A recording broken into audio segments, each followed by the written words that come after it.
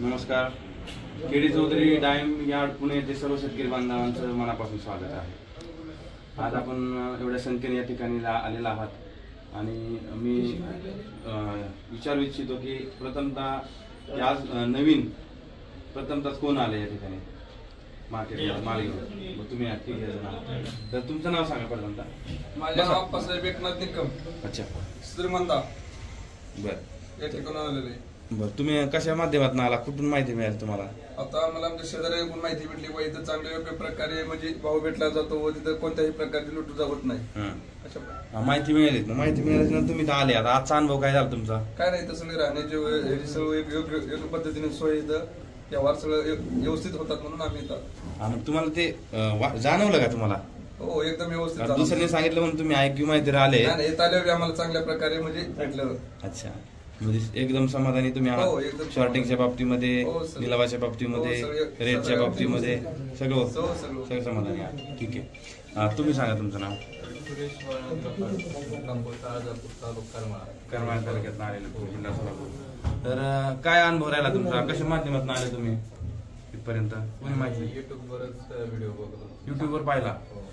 तर मग युट्यूबवर जे पाहिलं तुम्ही, आता सध्या तुम्ही जे वास्तविकता आले तिथं, तर काय म्हणजे अनुभव राहिला तुमचा सांगा. जे युट्यूबवर आहे तिथं एका वेगळंच आहे का? तेच आहे. तुम्हाला मनात काय शंका आहे का? ती तिथं आल्यानंतर माल व्यवस्थित विक्री झाला तुमचा? समाधानकारक? अच्छा. तुमचं सांगा ना. पंकज विटकर, गाव जवळ, तालुका जामखेड. युट्यूबवरच बघितलं. तर मग काय अनुभव राहिला तुमचा? युट्यूबवर जे व्हिडिओ पाहिलेले आहेत, चांगल्या मालाचा पण खराब मालाचा व्हिडिओ येतो ना, त्याच्यामुळे त्याच्यामुळे तुम्हाला काय फायदा झाला? फायदा झाला ना. काय फायदा मिळाला म्हणजे? नाही, बाकीच्या मार्केटकडून फायदा झाला. म्हणजे रेट तुम्हाला समजले की कोणत्या मालाला काय रेट आहेत, आणि इथं आल्यानंतर त्याच पद्धतीने रेट पाहायला मिळाले का? आज थोडे चढते रेट पाहायला मिळाले? त्याच पद्धतीने आज थोडीशी जरी वाढ झालेली आहे आज तुम्हाला सांगतो. आज मार्केटमध्ये गेले 2-3 दिवस हे चढतच वाढ आपल्याला पाहायला मिळते. चांगल्या मालाला चांगले रेट आहेत. माल डागेडुगे असेल तर, थोडा कलर चांगला असेल तर त्यालाही चांगलेच रेट आपल्याला आज आपल्याला पाहायला मिळाले का? 1 नंबर आणि 2 नंबर मध्ये थोडी तफावत होती. तो तफावत जी काय होती तर ते माल बघून तफावत होती. एखाद्या माल जर डागे असेल किंवा त्या वरच्या राशींमध्ये जर समजा साईज मध्ये ट्रेडिंग करताना जर थोडस बारीक मोठा माल असेल, म्हणजे तो 2 नंबर मध्ये पण जात नाहीये, तो 1 नंबर मध्ये जातोय. तर त्यानुसार त्याच्यामध्ये थोडासा फरक पडू शकतो की त्यामध्ये साईजचा विषय असल्यामुळे तो तुम्हाला फरक पडू शकतो. जर एकसारखी साईज असेल तर तुम्हाला एकसारखा रेट भेटणार आहे. त्यामध्ये जास्त फरक नसतो ना एवढा 1 नंबर 2 नंबर मध्ये. दरामध्ये जास्त फरक, साईज मध्ये जास्त फरक नसतो, पण दरामध्ये जास्त फरक जाणवतो. तर त्याच्यामध्ये असं आहे की जे तुमचं 1 नंबरची रास आहे आणि 2 नंबर रास, म्हणजे तुमचा 2 नंबर राशीमध्ये पण आणि 2 नंबर राशीमध्ये तुम्हाला बसत नाहीये. तो 2 नंबर राशीपेक्षा थोडासा मोठा आहे आणि 1 नंबर राशीपेक्षा थोडासा कमी आहे. तर ते जे माल आहेत ना, तर ते आपण 1 नंबर मध्येच टाकतो त्याच्यामध्ये. त्याच्यामुळे काय होतं, वजनात वाढ होती आणि त्याच्यामध्ये तुम्हाला जो रेट आहे ना त्या पद्धतीने दिला जातो. तुमचं नाव सांगा.